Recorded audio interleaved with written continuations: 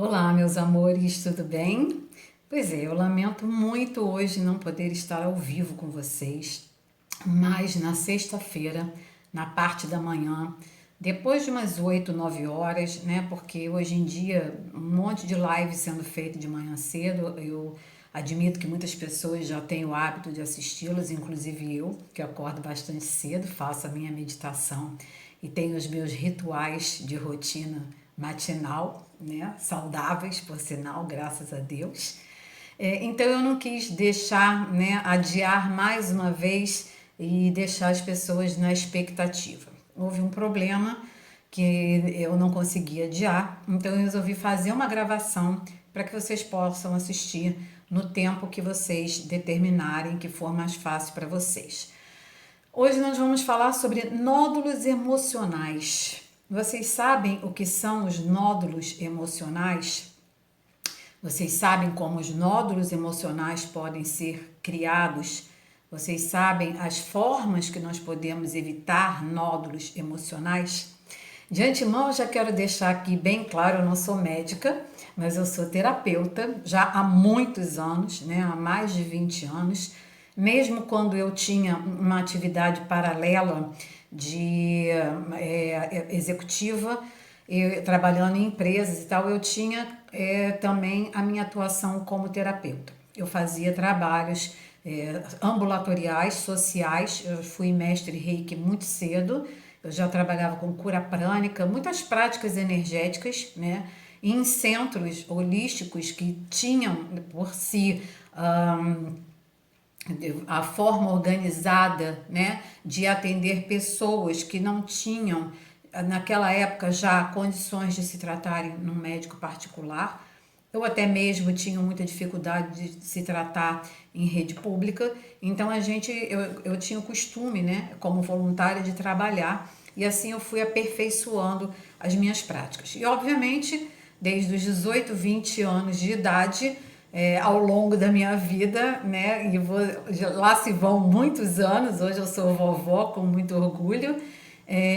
Eu fui aperfeiçoando e fazendo meus estudos e desenvolvendo as minhas próprias técnicas, estudando e lendo, porque assim como um médico, eu acho que até assim como qualquer profissional, a gente nunca pode parar de estudar, né? Ou pelo menos a gente não deve parar de estudar. Primeiro, porque o mundo não para, a gente está cada vez mais se atualizando de forma muito rápida, né? E segundo, que as coisas vão surgindo e a gente tem que arrumar um meio de se adaptar. Então, eu não estou aqui como médica, estou como terapeuta, que tem uma longa história, até de mais do que muitos médicos que atuam, né? E tenho também uma história de auxílio a determinados médicos em determinadas áreas de saúde, né? Que me chamam para fazer um trabalho complementar, que eu acho que deve ser o trabalho de todo terapeuta, né? Eu acho que a gente tem que abrir mão dessa guerrinha, né, de médicos, psicólogos, psicanalistas, enfim, porque ninguém está aqui para competir com ninguém, nem muito menos entre nós terapeutas, né? Tem gente que ainda tem muito aquela ideia de que eu não vou divulgar isso, eu não vou fazer aquilo porque fulano é meu concorrente. Depende, se você tiver um diferencial, a concorrência vai demorar cada vez mais a chegar perto de você, certo? Então, para quem não me conhece, eu sou Ana Valério, terapeuta integrativa, mestre reikiana, mestre em meditação e faço um trabalho de desenvolvimento pessoal e tratamento de dores emocionais baseado no tarô terapêutico e no tarô psiônico. Ali a gente faz uma anamnese, uma checagem, né, numa consulta de 1 hora e meia, e dali a gente vai tratando as dores emocionais de acordo com o que vai. A minha anamnese, ela é feita em cima desses tarôs, e ali a gente descobre muita coisa.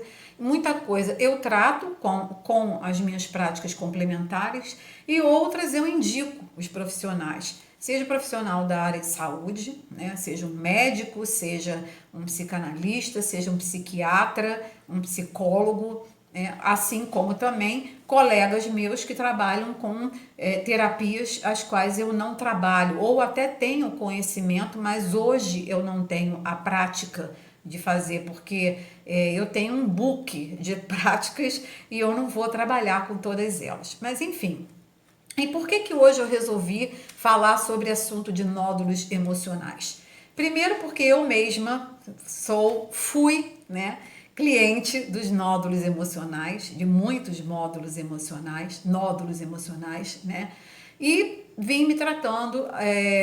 Eu já tenho uma prática de terapia integrativa, eu me trato com homeopatia desde que eu era muito jovem, meus filhos também. A minha mãe já tratava gente com homeopatia. Então, na minha família sempre teve essa característica do trato, né, emocional, holístico, já com essas terapias. A homeopatia e florais, né? Eu me lembro que uma vez uma pessoa da minha família falou: floral não adianta nada. Falei: bom, se adianta ou não, eu não sei. Eu sei que eu tomo e eu não tomo remédio. Assim como eu já passei por uma cirurgia de cabeça, onde eu tirei um tumor da cabeça, eu abri a cabeça daqui até aqui e eu usei muito pouco, óbvio que durante o tempo determinado que tinha que ser usado, né? Mas usei muito pouco a medicina alopática. Depois nós, né, a minha médica homeopata e o meu médico neurocirurgião que me acompanhou na época, nós três fomos fazendo, e o meu médico da medicina chinesa, eu também me trato com a medicina chinesa, nós fomos fazendo essa passagem, né, dos remédios fortíssimos que eu tomava. Para vocês terem uma ideia, eu tomava morfina para dor. Isso me levou a um estado totalmente descontrolado, não só emocional, mas também na minha saúde física, porque se eu era um organismo, diga-se de passagem que todos os tumores que eu tive e todos os tumores que eu retirei do meu organismo, eu entrava para a cirurgia com a minha saúde 100% ok. Os meus exames, eles eram totalmente ok. Tanto que isso era uma coisa assim, muito incompreensível para os médicos, né? Porque o meu hemograma, as minhas vitaminas eram todas elas ok. Eu não sofro de colesterol, eu não tenho doença nenhuma, mas eu tinha nódulos, que eu já vou chegar lá o porquê, né? Quais são as causas, né, que a gente supõe, e eu hoje comprovo isso em mim mesma, né? Então eu considero muito, né, não só a formação dos nódulos, mas também como a maneira de tratá-los, né? A relação deles com as nossas emoções e a forma de tratá-los. Então eu fui fazendo, depois dessa cirurgia, a passagem, né, da morfina, que me levou a um estágio de quase loucura, né? E eu vivia entre remédios para baixar a minha bola, tipo, vamos deixar ela dormindo o tempo todo, e remédios que eu tomava, como a própria morfina, que me deixavam altamente eu não vou nem dizer em êxtase, porque me fazia tão mal, tão mal, tão mal, que eu não conseguia nem achar aquilo bom. E eu confesso a vocês que teve sim um momento que eu acho que foi quando eu pedi socorro da minha homeopata, né? Liguei para ela aos prantos e falei para o meu neurocirurgião que eu não podia mais continuar naquilo, que foi o dia que eu senti muita vontade de morrer. E eu estava sozinha em casa, né? E minha filha tinha saído para trabalhar e a minha sobrinha que morava comigo na época, médica, estava fazendo medicina. Nenhuma delas se encontrava em casa e eu deitada na cama ali nas minhas limitações, nas minhas impossibilidades, e eu não tive a quem recorrer. Então eu liguei correndo, quando eu consegui alcançar o telefone, aos prantos para minha homeopata pedindo ajuda, né?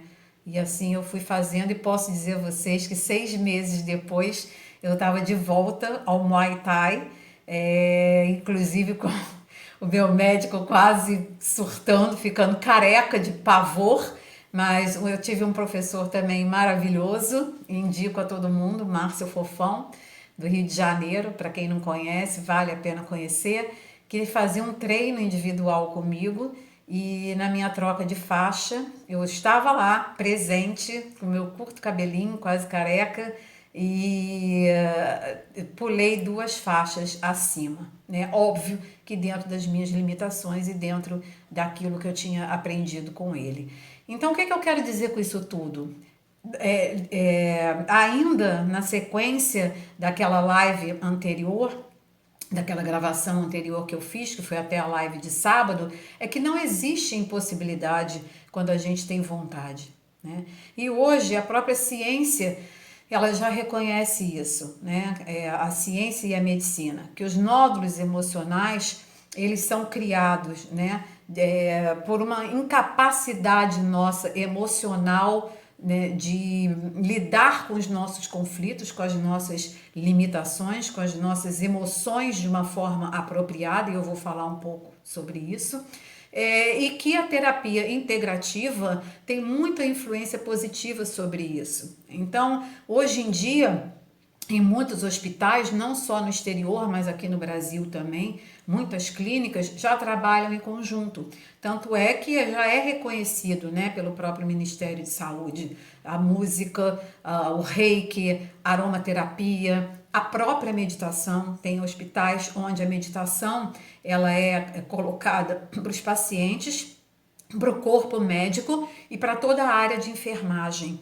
Eles fazem em conjunto ou de forma individual. E as famílias também entram nesse processo, até para que elas possam aprender a lidar melhor com o paciente quando ele tem um grave problema, e também a coisa da aceitação, porque também é muito difícil para um cliente, para um paciente, né, entrar num processo de aceitação e elaboração da sua própria consistência emocional, vamos dizer assim, do reconhecimento das suas emoções e da sua doença, né, quando ele não tem um apoio da família, quando ele percebe que aquela família às vezes está mais apavorada do que ele. Eu, por exemplo, só fui avisar a minha família, tanto que a minha filha, depois da minha cirurgia, minha filha mais nova falou: mamãe, nunca mais faça isso, por favor. Porque quando você entrou naquela sala, a gente não sabia o que ia acontecer com você e se você ia voltar ou não. Bom, nem eu sabia, nem o próprio médico, né?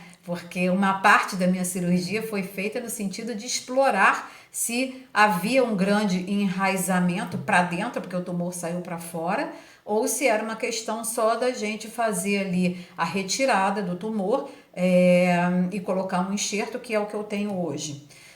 Então eu só fui avisar para minha família, tipo, eu operei numa sexta-feira e eu só fui avisar a família no sábado. E eu passei por um processo sozinha aí de 2, 3 meses. No último mês, a minha sobrinha, que morava comigo, que fazia medicina, ela desconfiou e eu contei para ela, e ela obviamente manteve segredo, inclusive foi quem assistiu a cirurgia junto comigo e filmou. Só que eu não vi, porque eu achei muito nojento, né? Quem é que vai querer ver uma cabeça aberta? Só médico mesmo, né? Enfim, então hoje já existe, né, essa consideração, né, de reconhecer que as terapias integrativas são importantes na recuperação e no reconhecimento do paciente, na aceitação daquele processo que ele está passando. E existe grande possibilidade de cura? Existe.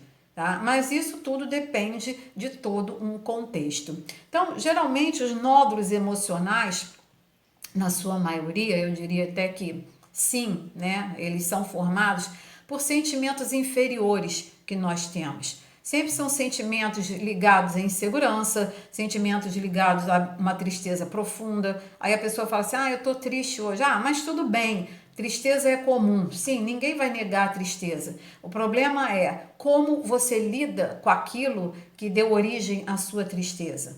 Por quanto tempo você fica triste? Ah, eu entro num processo de melancolia profunda toda vez que eu fico me lembrando do meu passado, principalmente essas pessoas hoje, né, que estão aí em quarentena, então vivem num processo excessivo de melancolia, porque antes não era assim, porque antes eu era assado, porque a minha vida antes era melhor. Então, como você está conseguindo lidar com esse processo? A própria gripe coronavírus, ela é constituída, né, considerada não exatamente um nódulo emocional, mas uma questão grave que pode se transformar num nódulo emocional se as pessoas atingidas por essa insegurança e por esse medo não souberem se tratar ou não se dispuserem a se tratar. Né? A baixa autoestima, a própria ansiedade, a insônia, a depressão, isso tudo vai causando um processo depressivo no nosso organismo, a raiva acumulada, o ódio, que é mais intenso, né, do que a raiva. A gente categoriza, né, os terapeutas integrativos, eles categorizam, fazem uma diferenciação da raiva e do ódio. O ódio é muito mais intenso do que a raiva numa escala de categorização. O sentimento de vingança, a traição, seja você o traidor ou seja você o traído, porque aquele que trai, ele não trai muitas vezes só por diversão. E ele até pode achar que ele está traindo por diversão, mas essa diversão também tem um sintoma emocional por trás, né?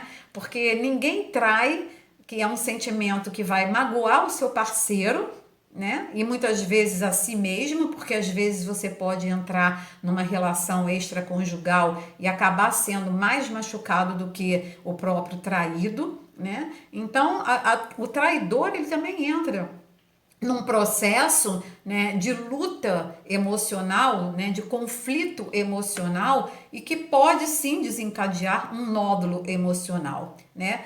Então, os nódulos, eles são calcificações geradas no nosso organismo por esses sentimentos inferiores que a gente tem. Não é errado, isso eu sempre falo, não é absolutamente errado sentir, muito pelo contrário. Nós temos que sentir e trabalhar, deixar vir à tona e trabalhar, seja com uma terapia médica, seja num primeiro momento com um remédio, porque não sou eu que vou aqui dizer que não há às vezes a necessidade de entrar com uma medicação, às vezes sim, né? E eu, por exemplo, quando fiz a minha segunda cirurgia há um ano atrás, para retirada de 8 nódulos que eu tinha, aí foi um outro processo, né? Olha quantas calcificações, olha quantos processos emocionais, né, eu tive que lidar ao longo da minha vida, e eu encarei isso como uma limpeza do meu organismo. Ele começou a expulsar. E num primeiro momento, né, como é que se diz, as averiguações, né, das biópsias eram sempre ruins, né? Havia uma grande suspeita de malignidade e tal, e ali eu ia entrando de sola com as minhas terapias holísticas, eu mesma em mim mesma, eu com os meus amigos, que graças a Deus sempre tive excelentes amigos terapeutas e que sempre se dispuseram a cuidar de mim. Eu sou super grata e cada vez mais eu entro num processo de querer ajudar as pessoas, não só porque é uma coisa que eu gosto, mas também e principalmente porque eu sempre fui muito ajudada na minha vida pelos meus próprios mestres que me formaram, quando sabiam, né, do meu processo, se dispunham a me ajudar. Então isso traz um grande crescimento, né? E no final eu era sempre, eu tirava de letra, eu sempre vivia falando, olha, galera, tentou me pegar, mas chutei o pau da barraca e dei um chute na sua bunda, né? Por quê? Porque graças a Deus, né, quando eu tirava esses nódulos todos e entrava no processo de recuperação pós-cirúrgico, eu conseguia me libertar de todo o processo altamente químico que o meu organismo poderia sofrer. A química que entrava eram os remédios que eu necessitava tomar para sair daquele processo, né? Fazer com que meu organismo voltasse a funcionar. Principalmente na última cirurgia, que eu tirei um órgão extremamente importante para o meu organismo. Então eu tenho que tomar um remédio para o resto da minha vida, mas eu faço o equilíbrio daquilo que poderia faltar no meu organismo com a alimentação, que a alimentação também é um processo de autocuidado e de autocura, não é só uma terapia integrativa, não é só um remédio, são sucos, é a comida, né? A comida principalmente, né? Você não vai colocar para dentro um monte de porcaria quando você precisa cuidar do seu organismo, porque aí você não consegue chegar aonde você deseja, né?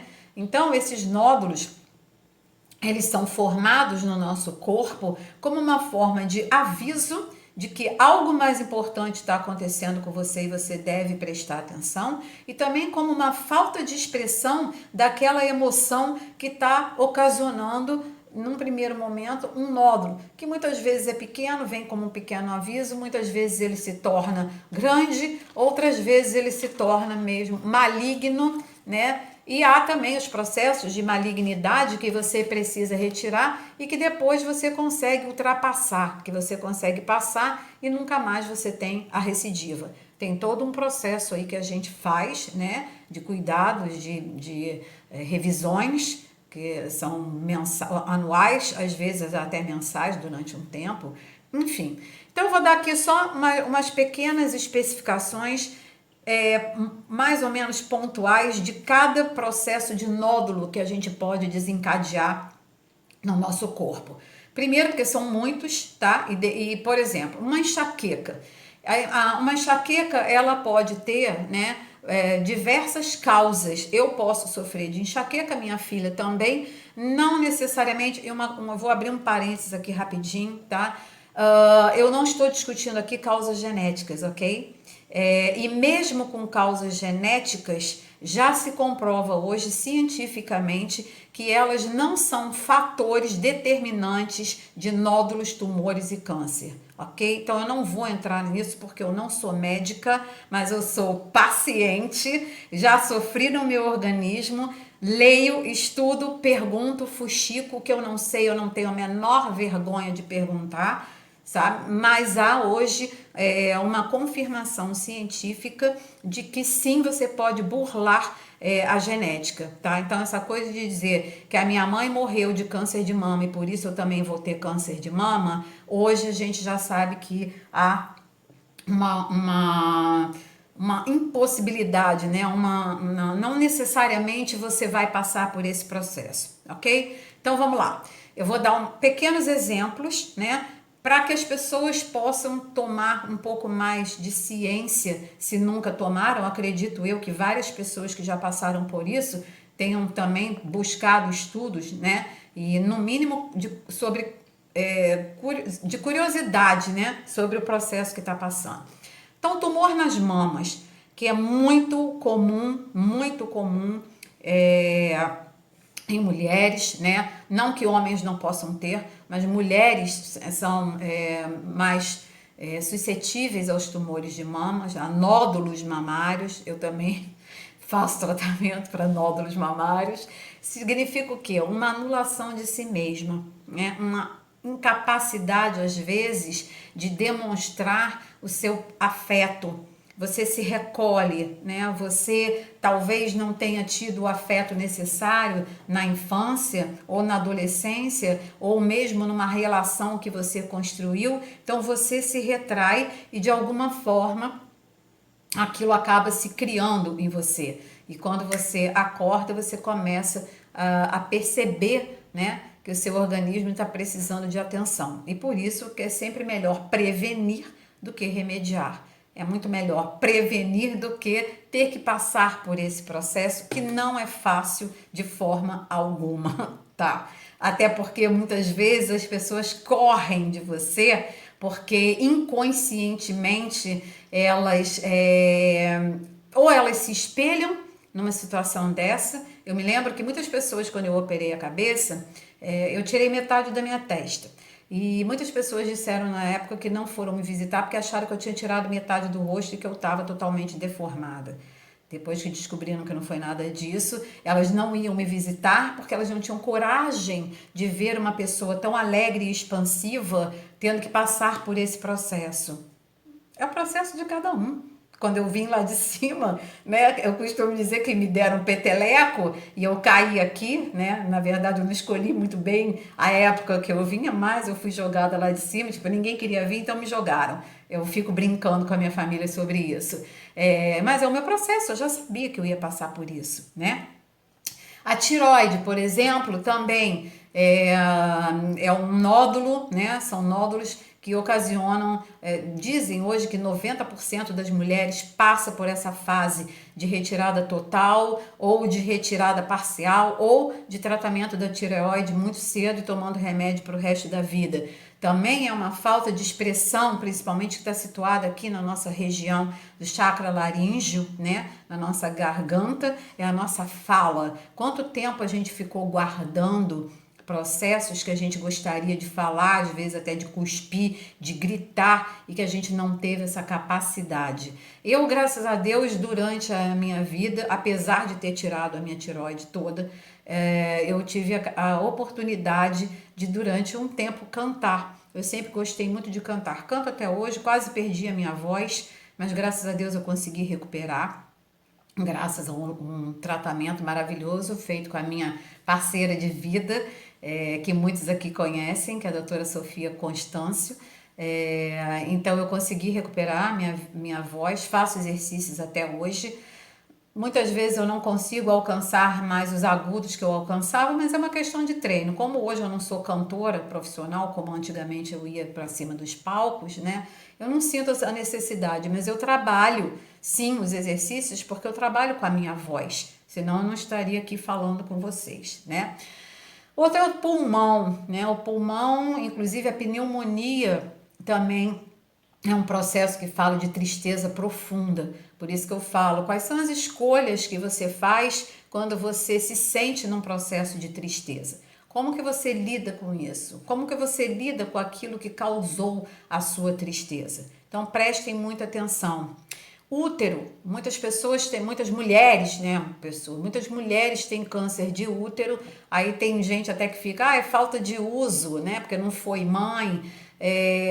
Não tem muito a ver, pelo menos não na minha opinião, mas tem sim a ver com ser fiel à sua própria essência, né? Ser fiel à sua natureza. Assim como o câncer de próstata nos homens. Existe ali uma competição, o universo masculino ele é muito competitivo, embora o feminino hoje também esteja sendo, né? Vocês veem até que o número de tumores aumentou muito no mundo inteiro, né? Essa vida que a gente leva de ansiedade, de competição, de um querendo ser mais do que o outro. Então, os homens sempre tiveram ao longo, desde o seu nascimento, ao longo da sua vida, da sua formação, aquela coisa de ter que ser o melhor em tudo. Então, também vivendo um pouco fora do seu contexto, né, de ser humano, de essência. Muitas vezes você é alguma coisa que a sociedade quer que você seja, algumas vezes você anula o processo de ser quem você é, a sua natureza, para viver de acordo com a natureza que é mais conveniente para a sociedade. Então você vive atrás de uma máscara, você vive atrás a vida inteira de um palco fechado. Então isso ocasiona muitas vezes, é uma das causas, tá gente? Eu tô falando que existem várias, é como eu falei, a minha enxaqueca pode ter, eu tenho o sintoma da enxaqueca, mas as causas da enxaqueca em mim podem ser muito diferentes e geralmente são da minha filha ou de um sobrinho, enfim, que a família inteira tenha enxaqueca. Se você for perceber, várias causas diferentes fizeram com que aquelas enxaquecas fossem desencadeadas. Às vezes sim, às vezes não, dependendo do ambiente que as pessoas convivem. Enfim, então, para não ficar muito longo, porque eu não estou aqui debatendo, trocando ideia com vocês, mas gostaria muito de na sexta-feira, né, que vocês comparecessem à live, que a gente pudesse discutir um pouquinho dessa coisa do eu não consigo, né, e a formação de nódulos emocionais no nosso organismo. E a gente aprender a se respeitar um pouco mais. A gente começar a observar a nossa essência. A gente começar a acolher as nossas emoções sem medo, sabe? Sem pressão, sem permitir que nos cause insegurança. E aí, qual seria a atitude, Ana, né, para eu sair desse contexto e não trazer nódulos emocionais para a minha saúde? A primeira atitude é ter atitude. É ter a atitude de buscar auxílio. É ter a atitude de fazer as suas escolhas. É ter a atitude de sair do contexto, né, da indecisão. É decidir o que você quer para a vida de você, da sua vida, né? E assumir o que você quer para você. Assumir, sobretudo, quem você é. Essa é a parte mais importante. Existia aquele ditadinho que eu até parei um pouco de ouvir, né? Mas que as pessoas ficavam falando muito. Quem paga as minhas contas sou eu e você não tem nada a ver com a minha vida. Então é isso. Vamos continuar pagando as nossas contas, mas que essas contas sejam pagas porque a gente sentiu prazer em investir nessas contas. E aí, cada conta paga, a gente agradece a possibilidade de ter usado aquele serviço. A gente agradece ter o dinheiro para poder pagar aquilo que a gente escolheu consumir. E não pagar conta, uma conta muitas vezes dura, uma conta muitas vezes já muito calcificada, que nos custa muito e nos traz muita dor em fazer o pagamento dela, ok? Gratidão por estarem aqui. Compartilhem o vídeo se isso for tocar o coração de cada um de vocês, porque eu acho que muitas pessoas merecem algum tipo de informação. E eu estou à disposição para quem quiser me procurar, quem decidir, quem escolher, né, me procurar para tratar um pouquinho das suas dores emocionais. Gratidão, namastê.